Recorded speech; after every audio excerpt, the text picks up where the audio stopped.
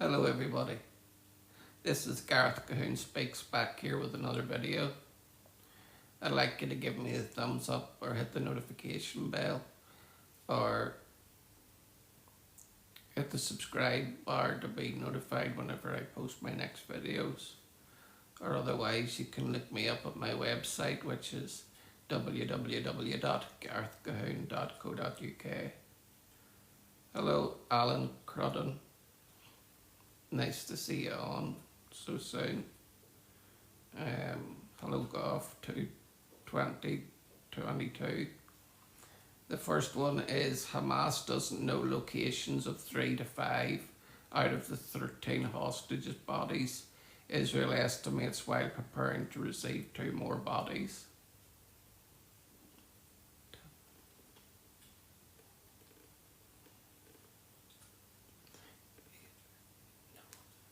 Father of murdered hostage says families are experiencing continuous terror.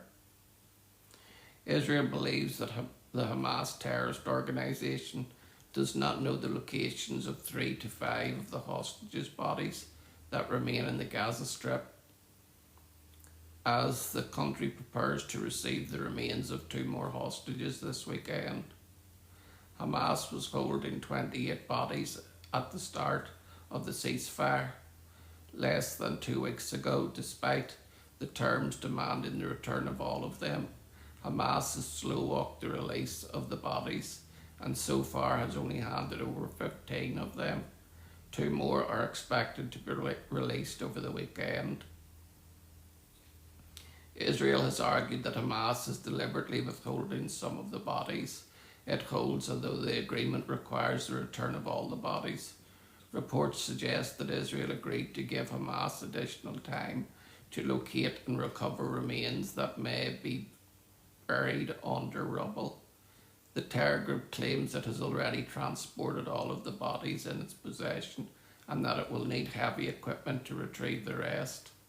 According to Israeli media reports on Thursday, defense officials shared intelligence with US Vice President J.D. Vance during his visit, including that Hamas can return at least 10 of the 13 hostage bodies still held in Gaza. Ynet News quoted an Israeli official saying that Hamas doesn't know the location of 5 of the bodies. The terror group is playing games and playing for time in order to extend the ceasefire without reaching the second stage of the deal, which requires it to disarm. The officials charged it stressed Israel is pounding the table on the issue of the deceased and the Americans understand us. Among the deceased are also 2 American citizens, he added, referring to IDF Captain Omer Nutra and Staff Sergeant Itay Chen. During the meeting with Vance, Israel Defense Minister Israel Katz, Strategic Affairs Minister Ron Dermer, and IDF Chief of Staff Lieutenant Eyal Zamir reportedly emphasized the importance to Israel that the return of all the bodies of the killed hostages. Their return must be a prerequisite before moving to the next phase, Zamir told Vance. He also highlighted the fate of the IDF soldier Hadar Golden, whose body has been held in Gaza since 2014. Taka, thank you very much for that comment. That was really grown up of you. Thank you, Pauline, and hello, Dimitri Gorgi, and Wrestleism, and how many Palestinian prisoners are still in the Israeli prisons. Quite a few, because there's quite a few terrorists that attack Israel. The next part of the news is Trump considers release of Palestinian arch-terrorist Barghouti from Israeli prison in Gaza ceasefire agreement. US President says Palestinians don't have a leader now. US President Donald Trump revealed that he has considered supporting the release of Marwan Barghouti, a convicted terrorist viewed for many by many Palestinians as a potential unifying leader, a part of a ceasefire agreement between Israel and Hamas terror group in Gaza. The discussion was reportedly part of the negotiations over which prisoners would be released in exchange for Israeli hostages. Hamas has long demanded the release of Barghouti, who is serving 5 life sentences for orchestrating multiple terror attacks. In an interview with Time magazine on October 15th, published Tuesday, Trump was asked whom he viewed as the leader among the Palestinians. They don't have a leader right now, at least a visible leader, and they don't really want to because every one of those leaders has been shot and killed. It's not a hot job, he replied. The interviewer then mentioned Barghouti, who he said is seen by many as one figure who could unite Palestinians behind a two-state solution. He tops most polls among Palestinians for whom they would vote in as a presidential election, but he's in prison and Israel has refused to let him out, the journalist stated, adding he was arrested in 2002. Ron Lauder, a big supporter of yours, recently encouraged Israel to let him out. Do you think Israel should release him from prison? Trump responded, I'm literally being confronted with that question about 15 minutes before they called. That was the question. That was my question of the day, so I'll be making a decision. Barghouti's name has reportedly been mentioned during ceasefire discussions over the past 2 years, and he regularly tops opinion polls of the most popular Palestinian leaders. Palestinian Authority PA President Mahmoud Abbas is elderly and widely seen as a corrupt dictator. Recent reports indicate that Barghouti's release was supported not only by Hamas but also by World Jewish Congress President Ron Lauder, who allegedly offered to travel to Egypt to personally advocate for including Barghouti in the deal. According to a senior Arab official, an Israeli official, and a third source familiar with the matter cited by the Times of Israel. However, Israel has strongly rejected calls to free Barghouti, and the idea was dismissed this time by Prime Minister Benjamin Netanyahu's office amid overwhelming opposition among Israeli cabinet ministers, the sources said. Hamas' motivation to secure Barghouti's release, though he's not a member of the group, but was affiliated with Fatah's militant wing. The Tanzim is likely driven by a desire to boost its prestige by freeing a popular leader and gaining his indebtedness. A source quoted by the Times of Israel said Hamas told mediators that Barghouti's fate remains absolutely central to these talks. An Arab official stated while Hamas pushed hard for his release, ultimately it could not have been seen as holding up a ceasefire over one man. Hello, Igram Noor. Hello, do you stand for Israel? I sure do. Ambly Sharzel. Hello, Sea Aquarium. Hello, Lexi Lees. Hello, nice to see you. What is this even about? It's about Israel news from a biblical perspective. Finance Minister Smotrich apologises for insulting Saudi Arabia while dismissing Palestine recognition in exchange for peace. Keep riding camels in the Saudi desert, says Smotrich. Israel Finance Minister Bezalel Smotrich was forced to apologise on Thursday after he mocked Saudi Arabia while dismissing the possibility of establishing a Palestinian state in exchange for normalisation with the kingdom. Speaking at the conference, Smotrich said sovereignty is the test point if Saudi Arabia tells us normalisation in exchange for a Palestinian state. Friends, no thank you.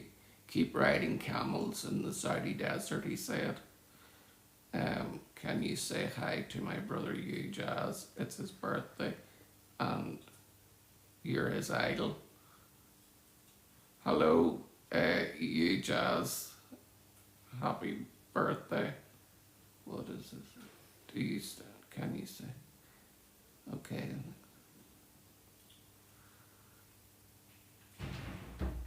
IDF strikes several Hezbollah sites in northern and southern Lebanon, says group, in blatant violation of ceasefire terms.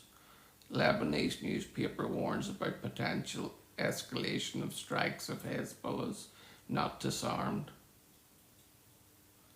The IDF on Thursday struck several sites belonging to Hezbollah terrorist organisation in the Bekaa region of Lebanon. Among the targets was a military camp used for training Hezbollah terrorists. Several terrorists were observed at the scene of the strike before the operation.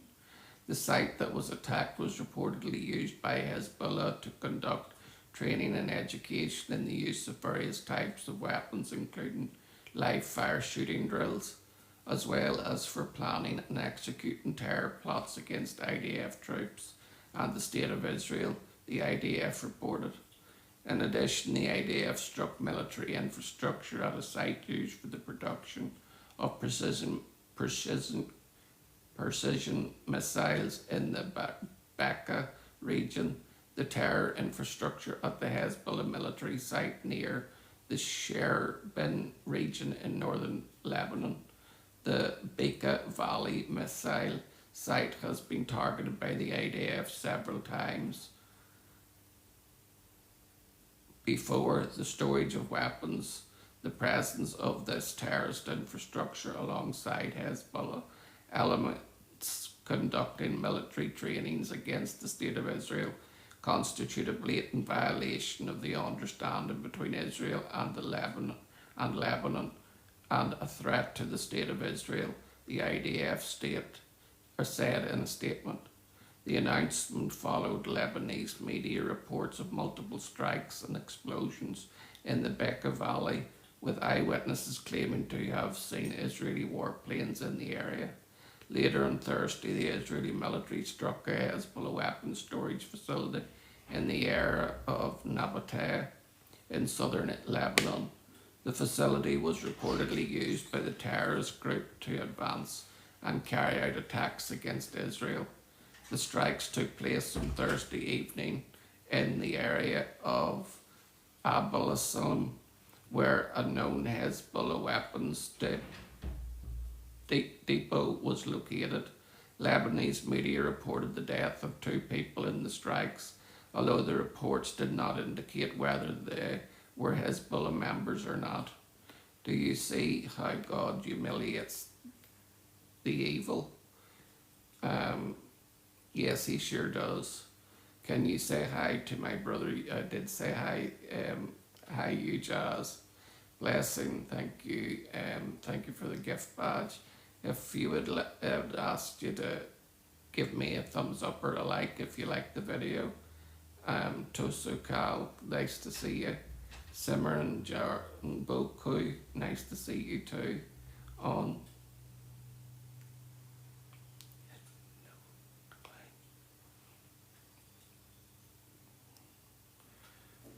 US State Secretary Rubio arrives in Israel to advance Trump's Gaza peace plan amid tensions over Knesset annexation vote.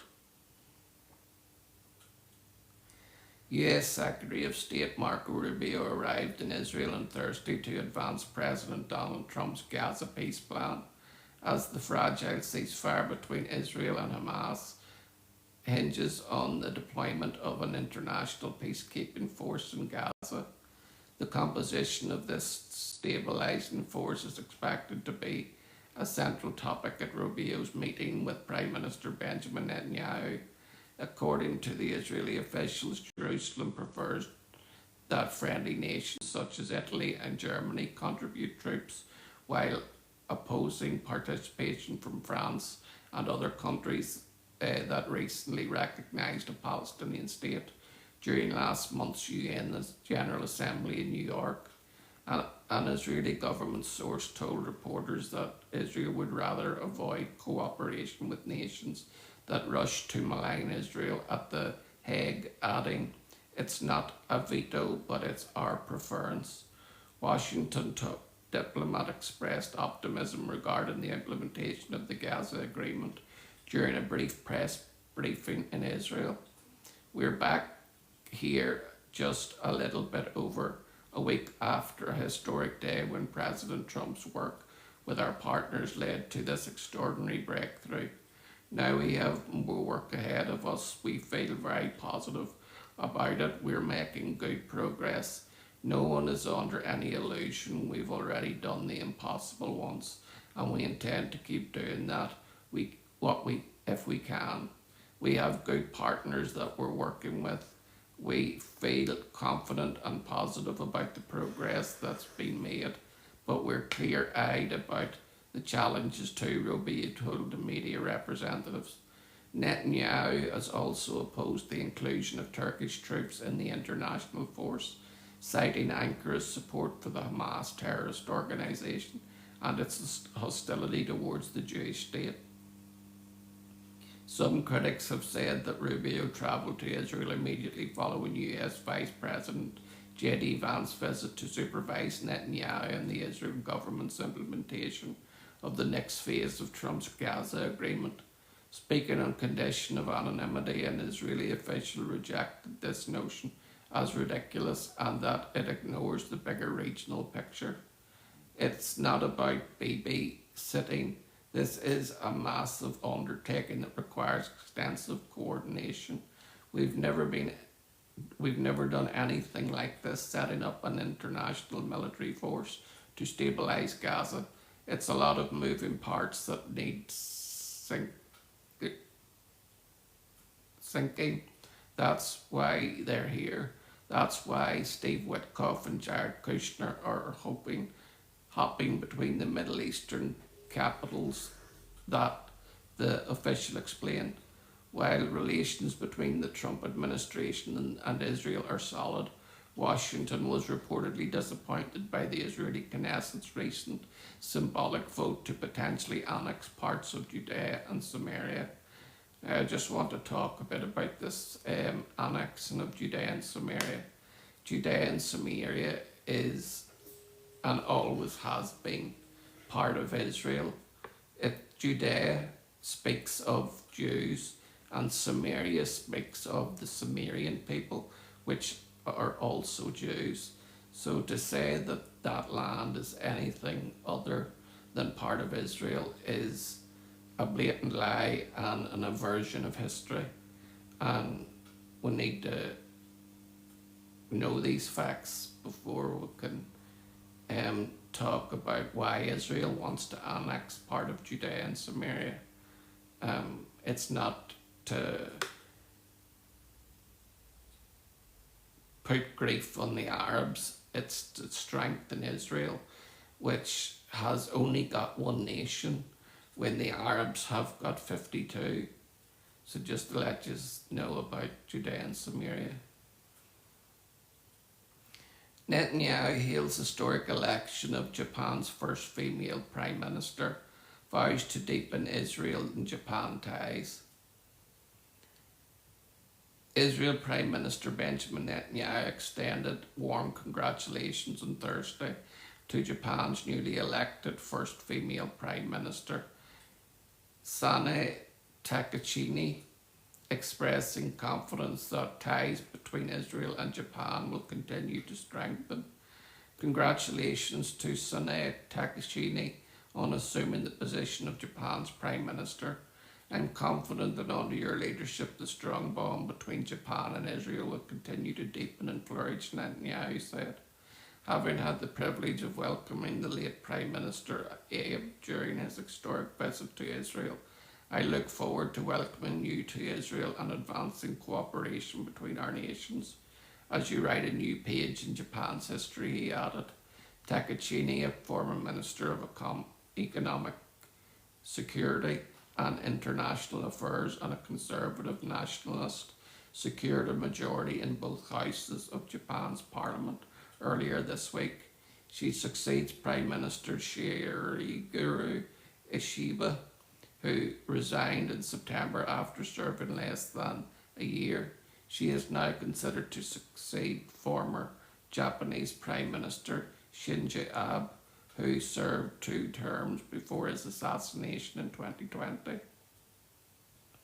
Takachini had been a strong supporter of Israel's right to defend itself and reportedly praised the country for its cyber and missile defence capabilities. Foreign Minister Gideon Saar also expressed his congratulations and support, calling Takachini's election historic and saying Israel looks forward to deepening its partnership with Japan across multiple fields to build a secure and prosperous future for both nations. Israeli Ambassador to Japan Gilad Cohen, who had maintained a close relationship with Takachini over the past few years, described her as a warm and friendly leader. Congratulations to Prime Minister Sene Takachini on your historic appointment as Japan's first female leader. Israel extends its warm wishes for success as Japan enters the new chapter. We look forward to deepening the friendship and cooperation between Israel and Japan in the years ahead. Following a recent meeting between the two, Takachini wrote on social media that the information she received from Cohen was priceless. According to Israeli security analysts, Japan faces similar challenges to Israel due to being surrounded by nuclear-armed states of China, North Korea and Russia. Takachini's outspoken support for Taiwan and her tough nationalist stance towards China and North Korea, alongside her alliance with the US strategic objectives in the Indo-Pacific region, are viewed by Israel's leaders as an opportunity to elevate tax security and economic cooperation between the two countries. Despite ongoing regional tensions, relations between Israel and Japan remain close and stable. Just last month, Japan announced it would not recognise a Palestinian state, despite mounting international pressure. Senior Israel officials, including Saar, Knesset Speaker Amir Ohana, and Economic Minister Nir Barkat, visited Tokyo recently. Last week, the Israeli pavilion at the Osaka World Expo drew nearly 2 million visitors, triple the number originally expected. In addition, Israeli leaders have pointed to growing ties between the two nations. Beyond this diplomacy, Japan judges currently serve on both the International Criminal Court and the International Court of Justice, where cases involving Israel are heard, and tourist flights from Israel to Japan are now fully booked, recently increasing to 4 per week. Takachini may be more inclined to adopt a more assertive role as Prime Minister, departing from the nation's traditional pacifism. She is likely to build on former Prime Minister Shinzo Abe's vision for a national strategic centred on economic revitalisation, stronger defence capabilities and deepening ties with the United States and Israel. Hello Ruby, nice to meet you and see you on. Hello Sarta Philae, nice to see you on. Hello Nigel 3, nice to see you on. Hello Blondie 14, 17, nice to see you on too. And Kawabina Ado, nice to see you on too. I'd like you to give me a thumbs up or a heart if you like the video so far. The next bit of news that I have for you is anti-Israel activist at University in London threatened to behead Israeli professor. Anti-Israel students at City University of London threatened to behead Israeli economics professor Michael Ben-Gad during his lecture on Wednesday. According to Sky News, a group of masked activists stormed into Ben-Gad's classroom, covering their faces with kippahs and accusing him of being a terrorist and a war criminal for his service in the Israeli military between 1982 and 1985. Like most Israeli citizens, Ben-Gad was legally required to serve in the army at age 18. They came right up to my face and threatened me, he told Sky News. I finished my lecture and it was invaded by protesters who called me a war criminal and a Nazi. They refused to leave. They were masked. One of them made a threat about having my head chopped off. The professor who described himself as an unapologetic Israeli patriot, said he refused to be intimidated and intends to continue teaching. No one is going to intimidate me, he declared. Video footage from the incident showed one of the activists shouting, "You have blood on your hands," at Ben Gad, according to the Daily Mail. The confrontation followed the distribution of flyers across campus featuring the professor's photo and the label terrorist. "My only crime is being a Jew who had lived in the Middle East," Ben Gad said. Despite the personal threats, Ben Gad expressed greater concern for Jewish students in the UK. My main concern is for the people who are far more vulnerable than I am, and I mean particularly Jewish students who have been targeted all over the country, he said. He also praised City University for supporting him. The university has been fantastic. They have been supportive from the very start. He noted there was an offer of paid leave, but under the circumstances, I'm carrying on with my duties. The students should expect nothing less from me. The anti-Israel activists later demanded that the university apologise for employing the Israeli professor, declaring shame on the city for allowing a terrorist to be near and teach Arab and Muslim students. Ben Gad dismissed the campaign as an attempt to silence him. If the objective was to frighten or intimidate me, they will have to try a lot harder than printing a flyer or staging a small demonstration, he told the Daily Mail. Students have a right to express opinions, even those I find abhorrent, but they do not have a right to disrupt, harass, threaten, or physically intimidate. Today, they crossed a very bright red line. City University of London publicly condemned the anti-Semitic assault. We reject the unlawful actions of this small group of individuals that is neither affiliated with the university nor its students' union. A spokesperson stated, "We will continue to support and protect our staff and students, including Michael, who has the full support of the university and its senior management team." The incident comes amid a surge of anti-Israel and anti-Semitic activity in the United Kingdom since the Hamas October 7th massacre. The Community Security Trust, CST, registered nearly 2,000 verified anti-Semitic incidents across the UK in the first half of 2024, the highest number on record. Earlier this month, Jihad al-Shami, a British Islamist of Syrian origin, murdered 2 British Jews during Yom Kippur, the holiest day of the Jewish year, at a synagogue in Manchester.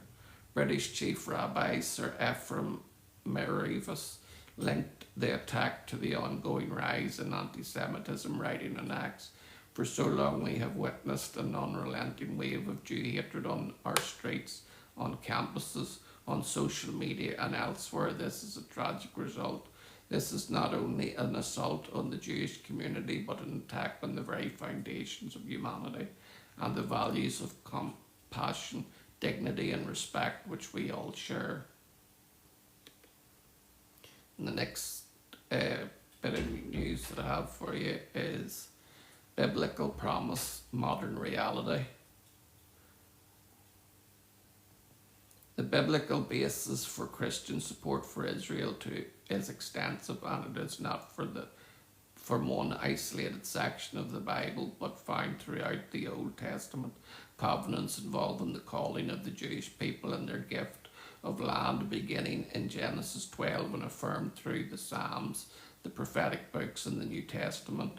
The Torah is comprised of the first 5 books of the Bible, and the very first book, Genesis, tells the story of God's choice of Abram to birth a nation through whom he would carry out his plan to redeem fallen mankind. In Genesis 12:1-3, God explains that in return for following him in faith, Abram would be given a land and made into a great nation that would be a blessing to all the families of the earth. In Genesis 15, God legally guarantees his promise by making a covenant with Abraham, and in chapter 17, he explains that this covenant is to be an everlasting one, as will be its provision of land. The Psalm 102 is one of the most powerful prophetic passages in the Bible. It is a cry of hopelessness where the psalmist sees his people withering like grass, but suddenly the tone of this psalm dramatically changes and becomes one of restoration, culminating in the Lord building up Zion and appearing in glory. The key verse is 13, where God suddenly takes action. You will arise and have mercy on Zion, for the time to favour her. Yes, the set time has come. In our lifetime, the Lord has been busy restoring Zion. God has arisen to actively show mercy to her. Therefore, it is also time for us to arise and join what God is doing. Psalm 106 is another powerful psalm that waves prophetic, or that waxes poetic about how the Abrahamic covenant and its promises of land confirmed to Isaac, Jacob, and all of Israel is an everlasting covenant. It cannot be broken. The Hebrew prophets agreed with the Psalms while they witnessed the devastation of judgment of the people for their sins.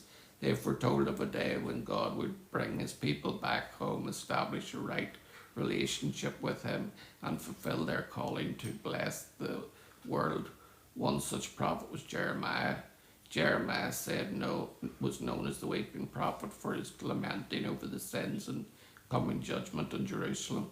Jeremiah also saw a future new covenant that God would make with Israel, because his promises to them were everlasting and as sure as the ordinance of the sun, moon, and stars. Verse 31, 35 to 36, and verse 33, 20. Jeremiah also foresaw a future great return of the Jewish people to their homeland, and that God would one day plant them back in their land with all of his heart. Jeremiah 32, verse 41. Isaiah also saw a great time of return that would not just be from the north, the land of Babylon or Assyria, as in all the first return, but the north, south, and from the ends of the earth. 43, verse 6. Even though the Jerusalem that Isaiah prophesied to had not yet been destroyed, but was corrupt and fully deserving of judgment, it would be a city praised for its righteousness, when the glory of God would shine out from there throughout the whole earth. Isaiah knew the day was as sure as any promise Israel's faithful God had made, and he called upon intercessors to partner in prayer until it happened.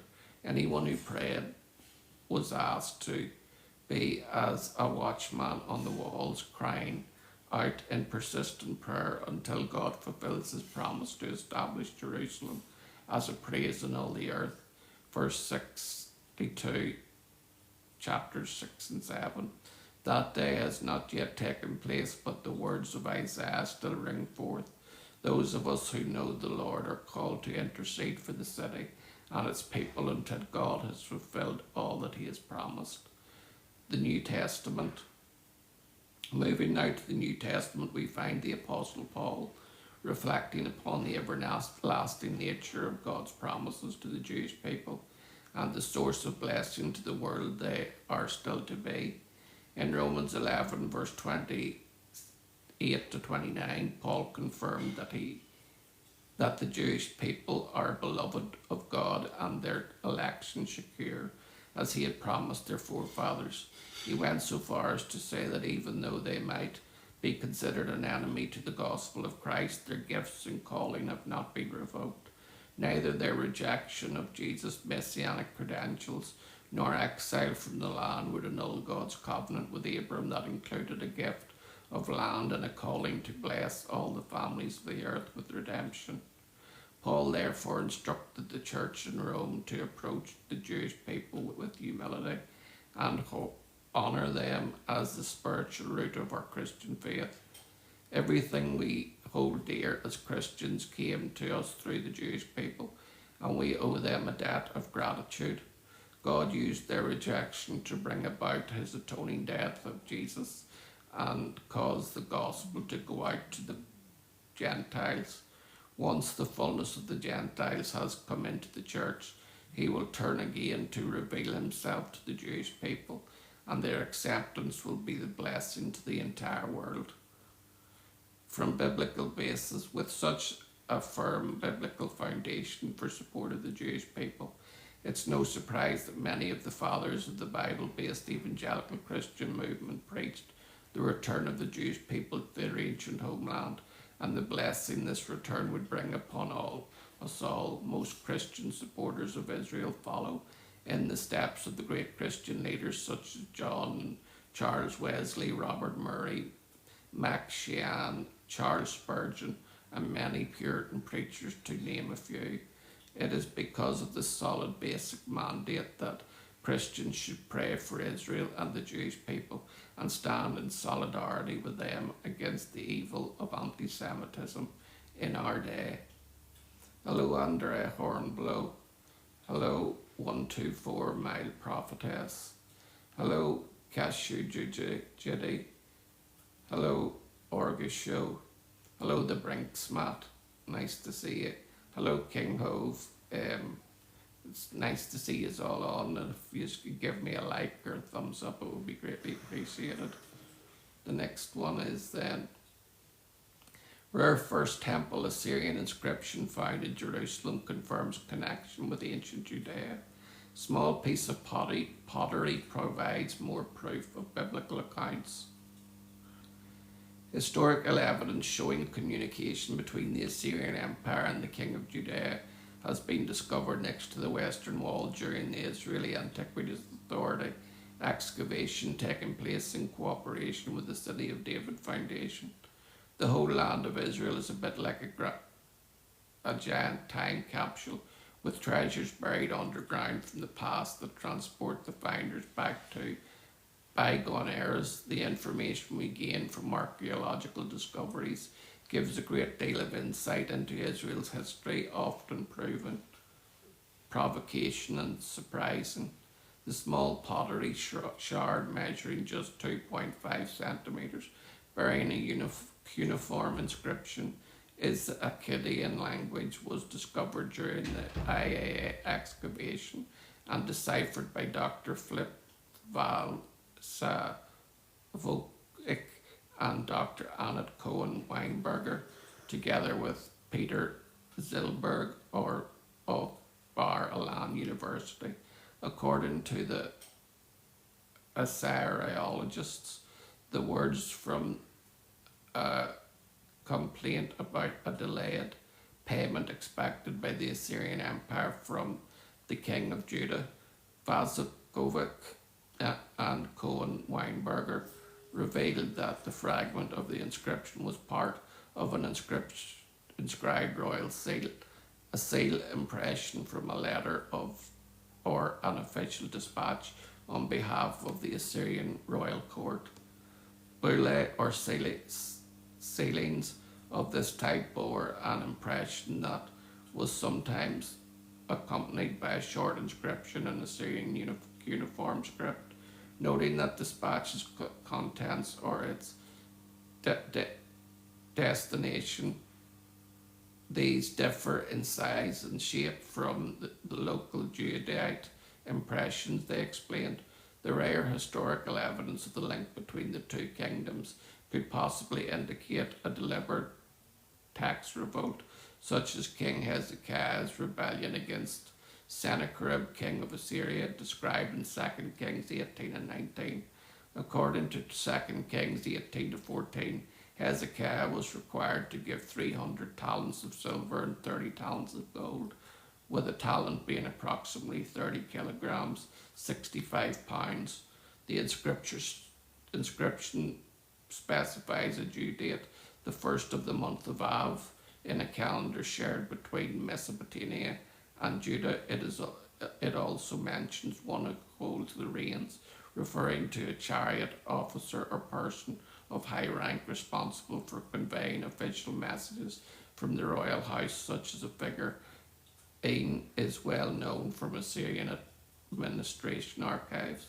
The dating of the pottery shard suggests that the recipient would either be King Hezekiah, Manasseh, or possibly Josiah, of all whom reigned in a period during which Judah was a vassal kingdom of Assyria. The shard itself originated in Assyria, possibly Nineveh, Ashur, or Nimrod, Calibu. As Dr. Annette Cohen-Weinberger of the IAA explained, the analysis shows it had not come from Jerusalem. Petrographic analysis of the fragment's composition revealed that the material from which it had been made is entirely different from the local raw materials typically used to produce pottery, bullae, and city documents in Jerusalem and the southern Levant.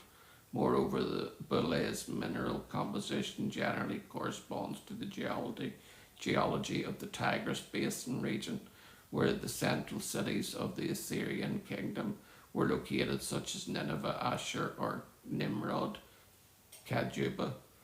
A chemical analysis of the bullae's composition is currently being conducted in collaboration with Yehudit Harlovan of the Geological Survey of Israel to precisely determine its provenance. While we cannot determine the background for this demand, whether it stemmed from a mere technological decay or was written as a deliberate step with political significance, the very existence of such an official appeal would simply attest to a certain point of friction between Judah and the imperial government.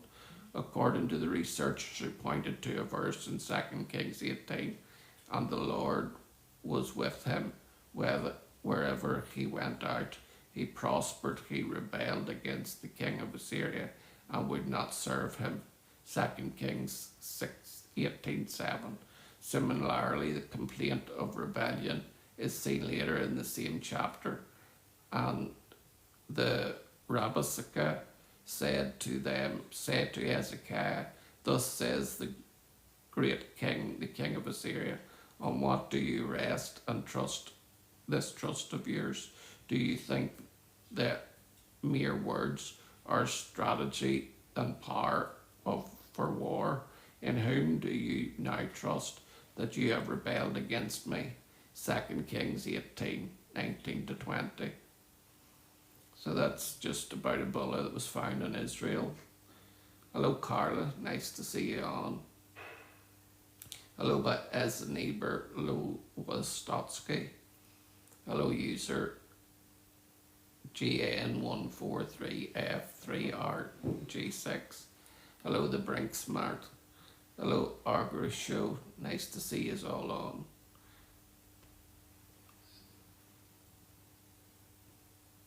Will Israel risk angering Trump over annexation? They say there's no such thing as a free lunch, and in political world of maintaining good relationships that goes double. Embroiled in the 2-year war was resulted in hundreds of Israeli hostages freeing the last 20 who remained alive. We will, as well as the additional 28 dead bodies, may never have come to a positive resolution had it not been for the intervention of US President Donald Trump along with his unrelenting negotiating team. Wanting to move forward by putting this matter to rest, Israel is without a doubt beholden to the American administration, without whose help we would probably still be in stuck mode. However, at what point did we extract those hostages from the pit of hell? That's the question with which we will have to grapple, because the cost may very well have impacted our ability to independently make our own decisions, even despite on our status as an independent nation. Help that is rendered, especially given the magnitude and investment made in this round of assistance, would obligate us to further a particular political direction of those who came to our aid when we most needed it. In the case, Trump has made it very clear that he is not in favour of Israel annexing territories which have been categorised by some as disputed areas. So despite the nearly exclusive Jewish population area of Ma'al al-Damim, a city just 7 kilometres east of Jerusalem, annexing the part of land beyond the Green Line would be done at the risk of greatly angering the US President. That is because over the last several months, Trump has made significant overtures of friendship to many Arab countries, including Saudi Arabia, Qatar and UAE. Courting these leaders to join his efforts for the Middle East peace and prosperity, they reached out in kind, promising to forge a new future together. While they may be a tad more friendly towards Israel in comparison to other hostile Arab neighbours, it would be fair to say that they're not effusively warm towards the Jewish state as it presently stands. So if we were to annex more territory at such a delicate time, when these countries have made their greatest effort towards a new Middle East reality, any goodwill on their part could easily be undone. Since this is likely Trump's fear, he realises that the situation must be handled with kid gloves, avoiding any undue offence to them.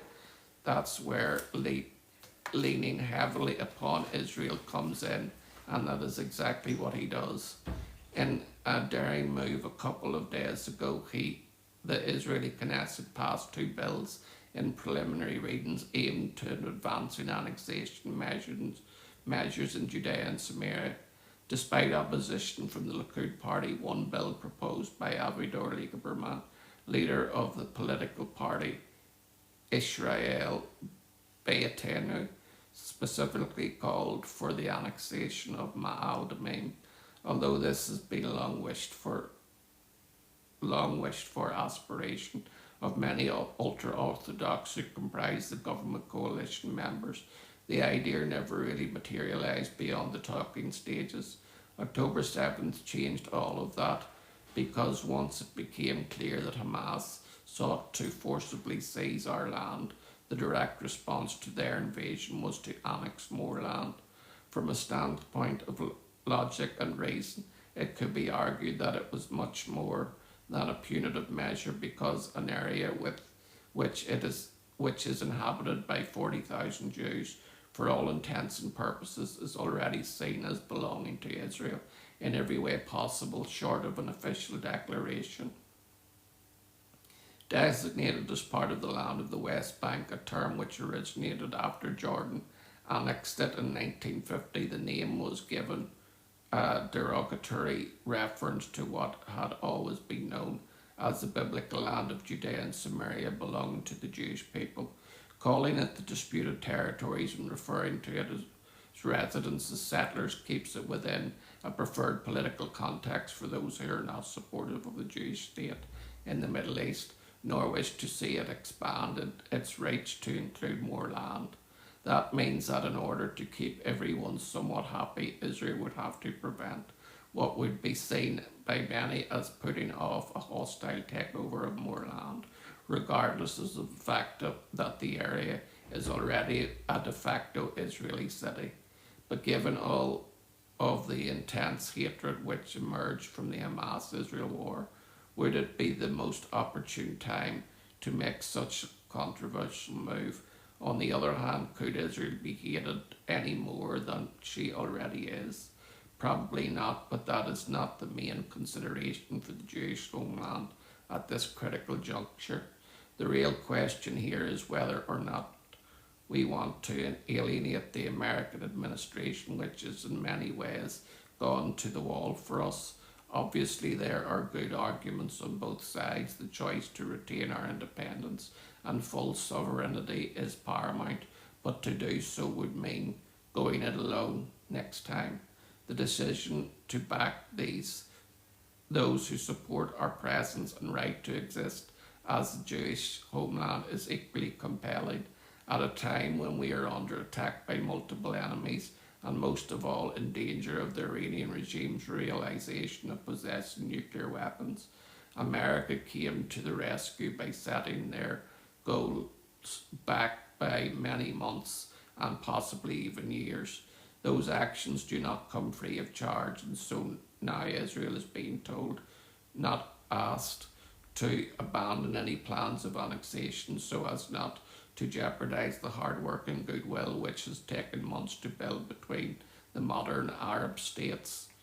While all this is understandable, it's also impossible to completely ignore the prophetic scriptural narrative which supersedes all plans and political aspirations. Since God's agenda trumps even that of Trump's, one thing remains clear: when the Almighty's decision that he will execute his particular plan, it will be up to him to push aside all impediments to overrule government leaders and agencies, and most of all protect the people who reside in the land which he gave to them. At that point, we hope that America will remain our friend, but they will no longer be essential to take on the role of our protectorate. And that is all the news I have for you today. Thank you for sticking with me for that, and come back soon for another video. Shalom, Maranatha, and Hallelujah.